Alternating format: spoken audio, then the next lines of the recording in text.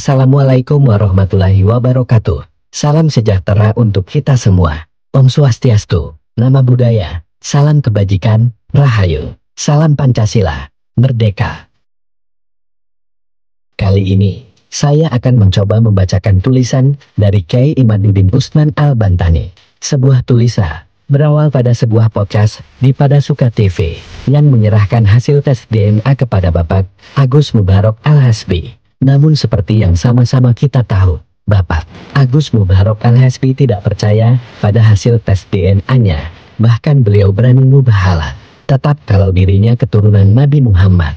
Baiklah, saya akan memulai untuk membacanya. Plat J, mengaku cucu Nabi, senyumin aja, lalu abaikan.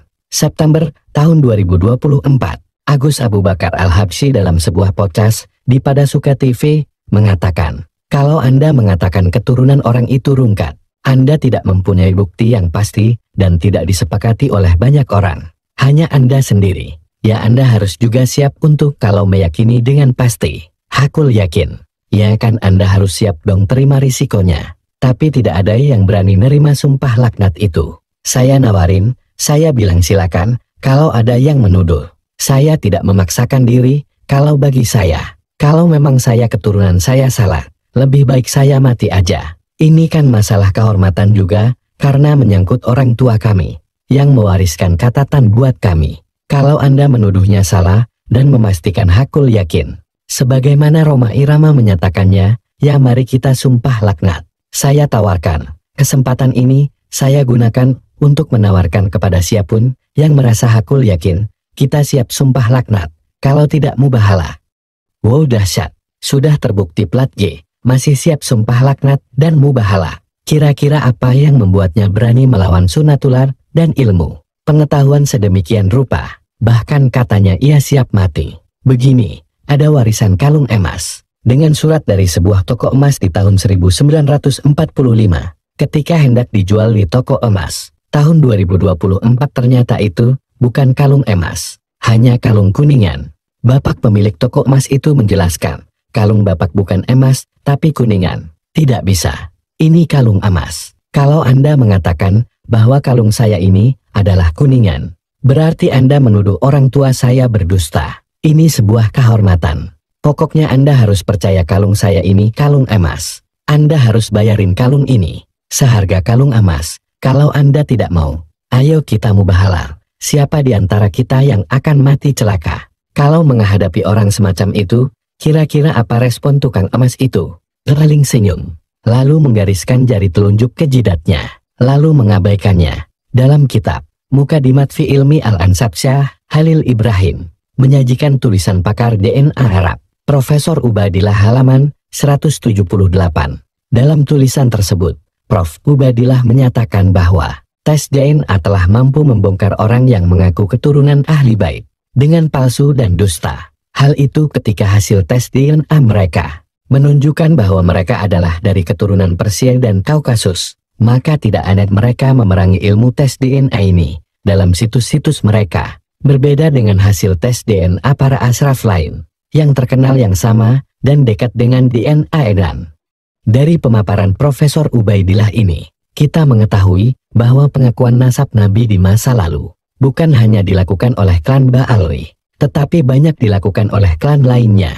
Lalu, ketika ilmu pengetahuan manusia mencapai titik seperti hari ini, di mana ikatan kekerabatan jalur ayah khususnya dapat ditelusuri secara presisi dengan DNA yang tercatat dalam tubuh setiap laki-laki yang hidup hari ini, kedok mereka terbongkar. Banyak di antara mereka yang ratusan tahun lalu, leluhurnya mengaku sebagai keturunan Nabi. Ternyata setelah diperiksa darahnya menunjukkan bahwa, jangankan keturunan Nabi, ternyata mereka orang Arab saja bukan. Gaya-gaya seperti Agus Abu Bakar Al-Habsyi, yang setelah tes DNA, masih mengaku cucu Nabi. Padahal hasilnya Plat J itu, terjadi bukan hanya di Indonesia, tetapi di Timur Tengah pun sama. Mereka yang mengaku cucu Nabi lalu hasilnya bukan J1. Mereka shock dan mendadak tidak mengakui keakuratan hasil tes DNA.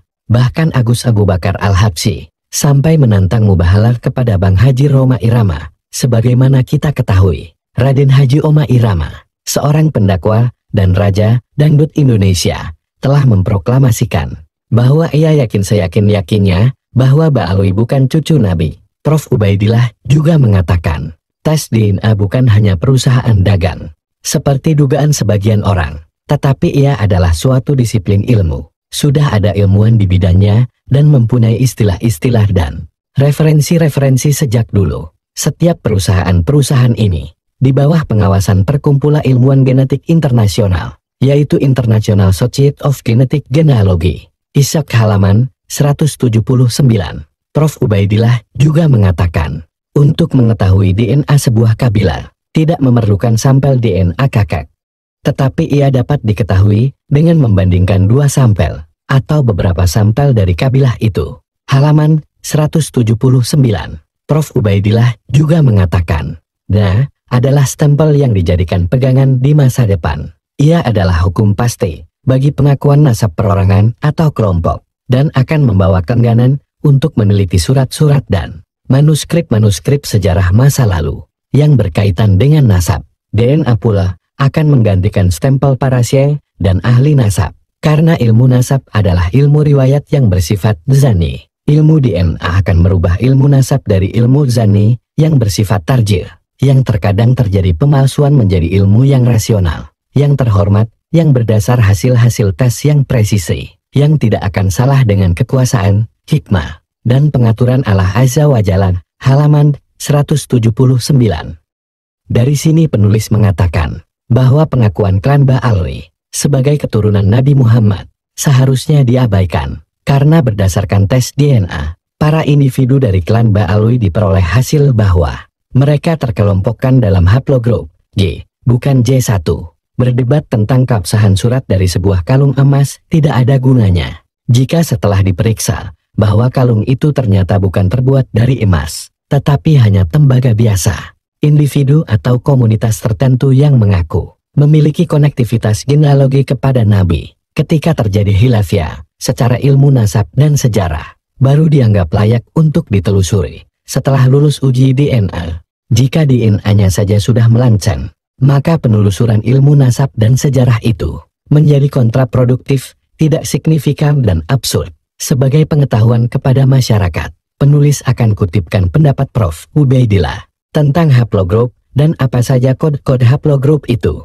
Lalu kawasan mana destinasi dari kode-kode tersebut. Prof. Ubaidillah mengatakan, haplogrup adalah kumpulan besar haplotip.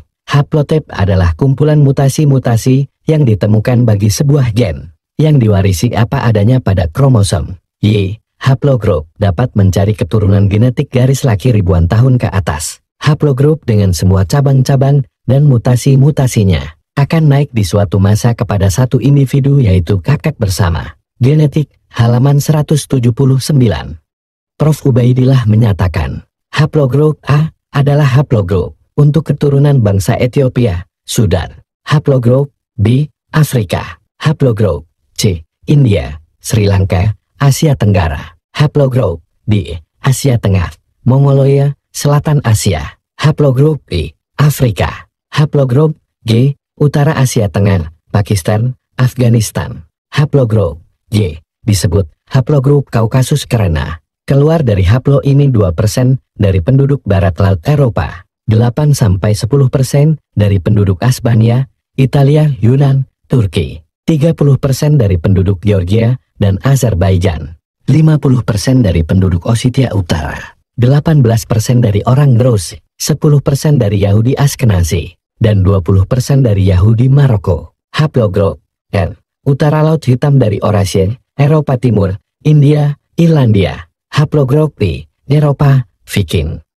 Haplogrup H, India Dravida, Pashtun, Iran. Haplogrup N, India. Haplogrup M, Guinea. Haplogrup N, Utara Asia, Cina, Mongolia. Haplogrup O, Asia Timur, Cina, Malaysia, Vietnam, Indonesia, Korea, Jepang. Haplogrup K, Iran, Mesir, Papua Nugini. Haplogrup J, Amerika. Haplogrup S, Papua Nugini, Indonesia, Melanesia. Haplogrup T, Iran, Mesir, Afrika. Haplogrup J, Timur Tengah, Arab Samia. Haplogrup J2, Asia Tengah, Iran, India, Kurdi. Kitab Mukadimat halaman 181 sampai 185 diringkas. Penulis Nimaduddin Utsman Al-Bantani. Dari pemaparan Profesor Ubaidillah ini, kita mengetahui bahwa pengakuan nasab Nabi di masa lalu bukan hanya dilakukan oleh klan Ba'alwi, tetapi banyak dilakukan oleh klan lainnya. Lalu, ketika ilmu pengetahuan manusia mencapai titik seperti hari ini, di mana ikatan kekerabatan jalur ayah khususnya dapat ditelusuri secara presisi dengan DNA yang tercatat dalam tubuh setiap laki-laki yang hidup hari ini, kedok mereka terbongkar. Banyak di antara mereka yang ratusan tahun lalu, leluhurnya mengaku sebagai keturunan Nabi. Ternyata setelah diperiksa darahnya menunjukkan bahwa, jangankan keturunan Nabi, ternyata mereka orang Arab saja bukan. Gaya-gaya seperti Agus Abu Bakar Al-Habsyi, yang setelah tes DNA, masih mengaku cucu Nabi. Padahal hasilnya plat J itu terjadi bukan hanya di Indonesia, tetapi di Timur Tengah pun sama. Mereka yang mengaku cucu Nabi lalu hasilnya bukan J1. Mereka syok dan mendadak tidak mengakui keakuratan hasil tes DNA. Bahkan Agus Abu Bakar Al-Habsyi sampai menantang mubahalah kepada Bang Haji Roma Irama. Sebagaimana kita ketahui, Raden Haji Oma Irama, seorang pendakwa dan raja dangdut Indonesia, telah memproklamasikan bahwa ia yakin seyakin-yakinnya bahwa Ba'alwi bukan cucu Nabi. Prof. Ubaidillah juga mengatakan, tes DNA bukan hanya perusahaan dagang, seperti dugaan sebagian orang, tetapi ia adalah suatu disiplin ilmu. Sudah ada ilmuwan di bidangnya dan mempunyai istilah-istilah dan referensi-referensi sejak dulu. Setiap perusahaan-perusahaan ini di bawah pengawasan Perkumpulan Ilmuwan Genetik Internasional, yaitu International Society of Genetic Genealogy. ISOC halaman 179. Prof. Ubaidillah juga mengatakan, untuk mengetahui DNA sebuah kabilah, tidak memerlukan sampel DNA kakak. Tetapi ia dapat diketahui dengan membandingkan dua sampel, atau beberapa sampel dari kabilah itu. Halaman 179. Prof. Ubaidillah juga mengatakan, adalah stempel yang dijadikan pegangan di masa depan. Ia adalah hukum pasti bagi pengakuan nasab perorangan atau kelompok, dan akan membawa keengganan untuk meneliti surat-surat dan manuskrip-manuskrip sejarah masa lalu yang berkaitan dengan nasab. DNA pula akan menggantikan stempel para syekh dan ahli nasab, karena ilmu nasab adalah ilmu riwayat yang bersifat dzanni. Ilmu DNA akan merubah ilmu nasab dari ilmu dzanni yang bersifat tarjih, yang terkadang terjadi pemalsuan menjadi ilmu yang rasional, yang terhormat, yang berdasar hasil-hasil tes yang presisi, yang tidak akan salah dengan kekuasaan, hikmah, dan pengaturan Allah Azza wa Jalla. Halaman 179. Dari sini penulis mengatakan bahwa pengakuan klan Ba'alwi sebagai keturunan Nabi Muhammad seharusnya diabaikan, karena berdasarkan tes DNA, para individu dari klan Ba'alwi diperoleh hasil bahwa mereka terkelompokkan dalam haplogrup J, bukan J1.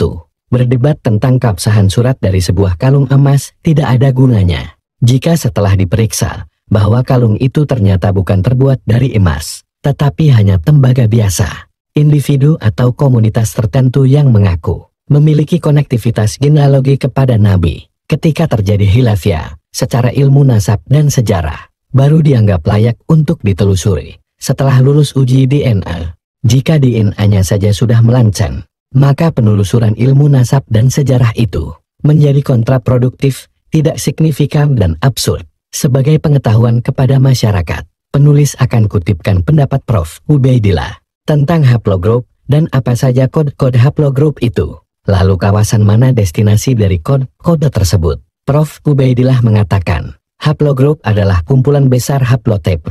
Haplotip adalah kumpulan mutasi-mutasi yang ditemukan bagi sebuah gen yang diwarisi apa adanya pada kromosom Y. Haplogrup dapat mencari keturunan genetik garis laki ribuan tahun ke atas. Haplogrup dengan semua cabang-cabang dan mutasi-mutasinya akan naik di suatu masa kepada satu individu, yaitu kakak bersama. Genetik, halaman 179. Prof. Ubaidillah menyatakan, haplogrup A adalah haplogrup untuk keturunan bangsa Ethiopia, Sudan. Haplogrup B, Afrika. Haplogrup C, India, Sri Lanka, Asia Tenggara. Haplogrup D, Asia Tengah, Mongolia, Selatan Asia. Haplogrup E, Afrika. Haplogroup G. Utara Asia Tengah, Pakistan, Afghanistan. Haplogroup Y disebut haplogroup Kaukasus karena keluar dari haplo ini 2% dari penduduk barat laut Eropa, 8-10% dari penduduk Albania, Italia, Yunan, Turki, 30% dari penduduk Georgia dan Azerbaijan, 50% dari penduduk Ossetia Utara, 18% dari orang Druze, 10% dari Yahudi Ashkenazi, dan 20% dari Yahudi Maroko. Haplogroup N. Utara Laut Hitam dari Eurasia, Eropa Timur, India, Irlandia. Haplogroup P. Eropa, Viking. Haplogroup H. India Dravida, Pashtun, Iran. Haplogroup N. India. Haplogroup M. Guinea. Haplogroup N. Utara Asia, Cina, Mongolia. Haplogroup O. Asia Timur, Cina, Malaysia, Vietnam, Indonesia, Korea, Jepang. Haplogroup K. Iran, Mesir, Papua Nugini. Haplogroup J. Amerika. Haplogroup S. Papua Nugini, Indonesia, Melanesia. Haplogroup T. Iran, Mesir, Afrika. Haplogroup J. Timur Tengah, Arab Samia. Haplogroup J2. Asia Tengah, Iran, India, Kurdi. Kitab Mukadimat halaman 181 sampai 185 diringkas. Penulis Dimaduddin Utsman Al-Bantani. Laskar Nusa